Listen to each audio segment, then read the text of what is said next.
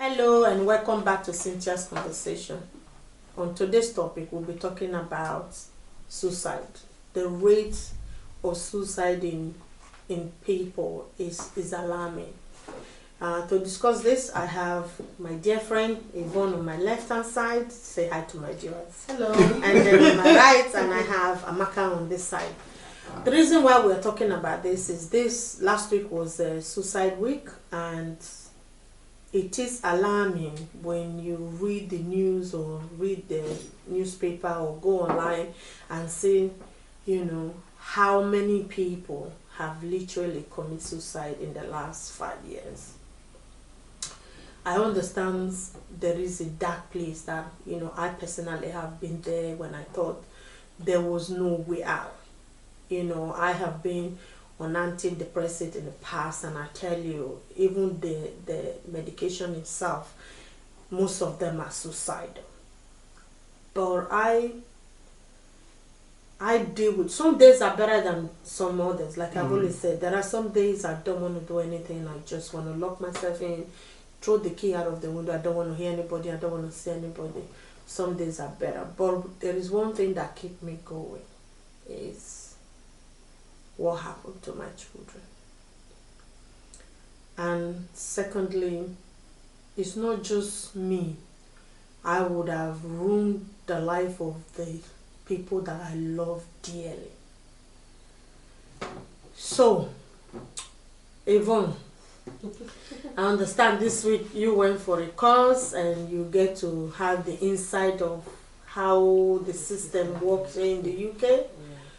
And I would like you to share that with our viewers. Okay. Hi everyone. The word suicide is a word that people do not even mention, and this is everywhere. People don't talk about it. You can't even actually say the word suicide. And but unfortunately, whether we like it or not, it's real. It's happening. And as a Nigerian, unfortunately for our people, we are killing ourselves, especially out here. The statistics, especially in Glasgow, is alarming. We have a lot of young men between the ages of 18 and 25 taking their lives, and it's on the rise, I have a charity organization where I volunteer, and we do see a lot of people who either have who have had suicidal thoughts or suicidal behaviors. Now, the difference between the two is a lot of people, almost 90% of the whole population, have had suicidal thoughts. Yes. So you can think about it, like it could fly through your mind depending on where you are in your life, but you wouldn't probably dwell on it, but you would have been in that place, been in that position where you suddenly thought, oh, the only way out of this is for me to just go. But you won't act on it. Then suicidal behavior is when you actually act upon it. So I was fortunate enough to go for a training to call the Suicide Assist, whereby we can assist people and talk them out of suicide. Now, when someone is in suicide, you are literally in death's door. If you split life into two, you've got life and death. They are literally on. So as a suicide assist person, my job is to take them from death back to life at that point in time. So safe for now. Then when they are safe for now, then you can now put things in place to keep them safe into the future, and then rehabilitate them or help them. Because even though you save them now, it doesn't remove it. Yeah. The suicidal tendencies are still there. But at this point in time, we've just talked him out of doing the deed. And there are procedures. So if you go to places like the Mind Health Board, here in the UK, they actually have courses which I would like for people to attend if they can, because it really shows you, the things that you might not even know about that you get to know. But a lot of people, from what we discovered, a lot of people don't talk about it because is a taboo. Funny enough, we actually had some people who were on the course who are, because of their religion, it's a sin to even talk about it. I said, okay, fine, that's okay. It's a sin to talk about it, but people are dying. People in your faith are actually taking their lives. So what do you call that? When you are suicidal or when you are thinking of taking your life, there's no faith, there's no culture. there's no judgment. At that point in time, is you, yourself, and what you are facing. Don't forget, there's also hormonal, there's a biology behind that. Yeah. When you're overwhelmed and you're suffering from anxiety, your body releases these hormones that just take over your body. You are not even in control of yourself. How can you be in that point in time and you're thinking about judgment or fate? At that time, they even tell you a Christian, I don't think you remember you're a Christian. Because at that point in time, that's the only way out. For you, you feel that's the only way out. So, an suicidal assist person or officer, their job is to try and make you, first of all, listen. And try and make you understand that, okay, even though this is your way out, but probably they won't talk to you. You can't have a conversation with someone in suicide. So basically, when you're talking to them, it's similar to holding a mirror to them to show you, to say, okay, yeah, you're thinking about it, but this is the mirror. Look at yourself. This is what you want to do. So my job is to say that this is exactly. And sometimes the reality of it that makes them think, oh, hang on a minute, I did actually think about that. And that way you're slowly getting them back. So, but suicide is real. And we have pro-suicide sites online, So when we say people mind the way you go, parents check what your kids are doing online, and even adults fall to it, not just kids. There are sites that show you how to commit suicide, show you how to do it easier, better. We found out that women tend to take the easier option. Women are the ones that they take the pills, they take the drugs. Men tend to go a bit violent with the way they want to go, like jumping off a bridge or doing something drastic. Not really sure I know the science behind it, but that's normally what they find. Children, again, I think is what they're exposed to. Most children is what they're exposed to, or what they see. Or what they've seen their friends do, Oh, my friend took his life like this, so let me do the same, Children are actually having discussions about it, so it's really, for once, all I want to beg people is, please, do not, I know our viewers are going to slate me for this, but I'm going to say it, do not bring religion. It's not about, oh, you don't have enough faith, or you're not a good Christian, or you're not a good Muslim. When you are suicidal, your body just takes over, that you cannot. It's like a zombie. You're walking through this thing that you don't even. It's all mental. It's mental. Mind over matter. There is nothing. You can't bring Bible at that point in time. That person will. And I tell you, our most powerful tool in our bodies, our mind. Mind. Oh yes. Because our minds.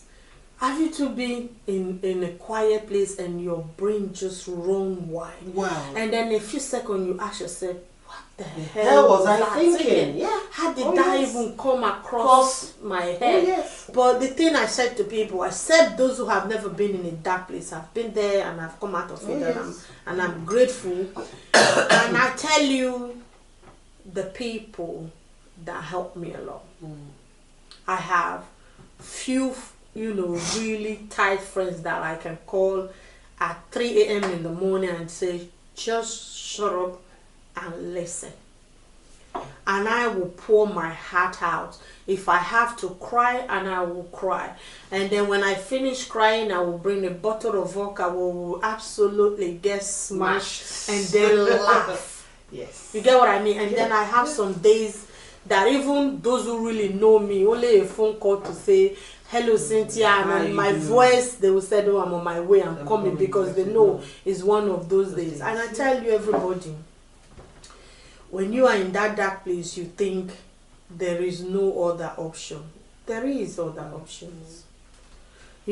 I said to people, whatever you enjoy doing, do more of it. Yeah. Well, you see, can I just stop you there? Okay, you're talking as someone that's mature. There's a lot of suicides among children. Yeah. My problem is, okay, so you're old enough to understand, to know, to have seen, you've been there, done that, you can call someone. The children don't know that are doing it, children, both here and back home. There's so many children between the ages of 10. Yeah, What, you know, so that's what actually freaks me. Yeah. But Amaka, So what, I tell and you, I think it's all this social, well, I think it's There's lots so- of, I don't know, there's but it's so social- there's scary. It's a combination. No, It's I tell you social what, media Amaka, and peer pressure as the well. the thing I've always said to people is, this is from my experience. Yeah. I've learned to be open with my children, except for, you know, the one back home, obviously, because we haven't lived together, so we don't really have that compared to the ones that I have here. But the ones that I have here, right from the age when they were young, I've made them understand that he can talk to me about anything. I remember when Andrew was growing up, yeah, there are certain things he will tell me, you know, that I will go to bedroom in the at that moment when he's saying it, I'm listening, you know, and I will tell him, son, you know, this is what I think you should do. But if you do this, this is the consequence of what you are about to do. Because everything that we do have a consequence. And on top of that, and I will go back to my bed in the night, cover my hair with pillow and cry, because I'm saying this is something that he should have had with his father. You get what I mean? Because when the girls are growing up, or the boys, the hormone out. We are an adult, we can control. I've got to the point now, yes, I can control my emotions. You know, I know when I'm really, really, really getting there, and I said, I need, you guys know, I call it my time out. You know, I said, I want to have my time out. It doesn't matter where I go, that's where I go. I need a time out. And I have told my son, there is nothing on this planet that we cannot talk about. You know, I was, there was one time Andrew and I was talking, and there was like a boy committed a suicide. I think it was in Scotland, because he was chatting with, he think it was a girl online, and they send a naked picture, and they find out after he had sent the picture that the person that he was chatting with was actually a boy, who then turned back and started blackmailing him, saying, if you don't give me this money, I will send those pictures to your parents. I told my son, I said, if anyone ever tell you that, please, I will give you my own naked picture to send to him, so that... Okay, right, okay, you're saying that is how you've done it. Okay, people that their children they haven't done that, didn't start from young. How do you go past that? You can't start, no wait, hang on a minute, you can't start, you started it from when he was young, that's your own way of parenting. Right? That's your own parenting. So, some people are not comfortable parenting like that. But the problem, this discussion is, we weren't brought up like that. Why is suicide on the increase? Okay. Let me answer. So these are things. Okay. You stopped yourself a lot of times, like you said, because of children. Okay, those that don't have children, okay? Yeah. I'm just playing the devil's advocate. No. I'm asking questions that people let me very good questions. They're very good Amaka, questions. I tell you this. I'm not saying because what I did with mine, or what I'm doing with mine, won't stop it will help other people. But I'm saying what helped you. What helped me. Fine, that's what I just wanted if to make clear. someone wants to learn from my experience, if I can even help one person, the purpose of having this podcast is done. But I tell you what, Amaka, the thing that I find so frustrating with the black community, I'm sorry to say that, but with the black community, we are the type that says, I tell you what I always say to every single parent, if you as a mother is honest with your child from day one, that child will be honest with you. But we Africans have this mentality of, even though you can clearly see that these children know what is going on, these children know what is going on in your life, you want to paint this picture of a perfect mother. But what you don't know is that these children, they grow and they put on this, they build these puzzles. You, like I said on our previous topic, when the parents in the abuse relationship, they think I don't want to live because of my children, but they don't know the damage that they are doing to that child. The same thing goes for this. If right from day one, you as a parent is honest with your child, whatever that child is going up, if he or she feel comfortable to have that conversation with you, then you can help. The reason why there is this problem is if the child can't tell you as a parent what he or she is going through, not because they don't want to tell you, because to them they will feel, I don't want to add this burden to my mom already. Let me play devil's advocate. Yes, that's what you're saying. Yeah. Yes, and I totally agree. Let me answer. No. Yeah, okay, go on. Just let before we. You're saying that you still haven't answered my question. We were those people that don't Let tell me their answer parents. your No, wait question. now. Let me answer your question. They do not. Yeah. So let me just ask again. Those people, the other generation, Yeah. why is it on the increase now? Okay. Because our parents, or well, the generations before, Yes, they will stay in abusive marriages. Yes. They will hide it from their. The reason why is I don't know about you. Yes. I grew up in a place where suffering was part of our daily life. You know, the every single day was a struggle to survive. And I thanks to my grandmother, he told me that nothing comes easily. Sometimes they are tough decisions that you have to make, and I've learned to go through all that. Now that I'm adult, when things are happening now, and I'm like, I always refer back to, you know, so time like this, it was tougher than this. You know, if I fought that battle then, I can as well fight this battle. Come back to this society. There's so much exposure in this world of technology that have contributed to what is happening to our children. Because the society, the children, the adults as well. I've always said the society himself is designed to each and every one of us at some point in our life we will suffer some kind of mental health, because you cannot do one thing in and out, 365 days in a year without having a breakdown. Yeah. Okay. At some point you will. Let me add to what you're saying now. Let me answer your question. I'm just asking questions. No, but it's good. We're having this conversation. That's why it's the reason. Conversation. You know, you. Let me take your questions one by one. You said, why is it now? Why is it so rampant? Why is it so rampant now? Me. The question to it is not. It's what's been going on. Yeah, but because of technology, we're now hearing about it. Yeah. In the olden days, our people die. Full stop. True. People suffer and die. They carry it to their graves. Now, social media is now allowing people to talk. And people have seen other people being rescued from it. It's now up in the open. That being up in the open has given a percentage of people the courage to talk about it. So it's not that it's on the rise. Yeah, that's always been technology has now shown you home. I mean, like, look, with everything going on, fraud has been going on. But now we know more because now we have picture. We have it. Now we have this podcast. Now we understand. So it's not like during the olden days, they will even tell you, don't worry, carry it to your grave. You suffer, you die.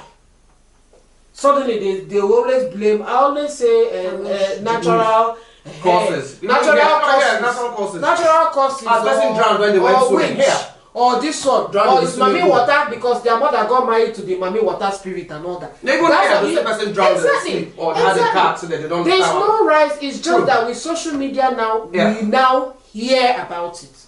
It's now out there. People are now saying, "Look at my story. This is what it is." So the only thing that can happen, like now, from your story now, that's a good point. Like if you can start now for those who have young children, for those whose children are older, there are avenues, and that's why this conversation needs to be had so that our viewers can go back and have the same conversation. When we went for the course and we were asking, there was a fellow African person there, and when they asked him, "Oh, what will you do if you see somebody like a child who's come back from school who is feeling suicidal?" He said, "Oh, don't worry, we'll go and we don't talk about it because it's in our area. It's a sin. So what we will do is we will call their father and we will call their uncle." And then the person turned around and said, "What if the cause of the problem is the father or the uncle?" And then he kept quiet. And that's why they said no judgment. Yeah. When you're talking to someone that is suicidal, you're talking to them right there, right then. Yeah. And it's all about them. Nothing to do with family, nothing to do with religion, nothing to do with, it's about you, where you are, and how to get you out of that state of mind. Yeah. So that's what it is. So Oh. people talk about it. I personally think this is a topic that we're going to discuss more. I would love to have people's opinion on it, and I will have people comment, and I will want, if only this topic can just save one person, our job here is It's done. done. So, Don't be scared. And if you Don't have be scared. questions, please ask. I can Don't be point scared. you It's tough. to where you can get help. Be Yeah. anonymous. Be anonymous Yeah, as you know, well. we don't You- have to mention Yeah, your don't name or mention your anything names like if that. you don't want But to. And like I said, whatever you are going through is not the end of the world. There is always not. a light at the end of that tunnel. tunnel. Oh, yes. Talk to somebody, and really, you can leave a message anonymously, and we can give you advice without even mentioning your name at all. Yeah. Your name will not be mentioned in any way or the other. Until next time, guys. Thank Thank you. you very Thank you. much. Bye-bye. Bye.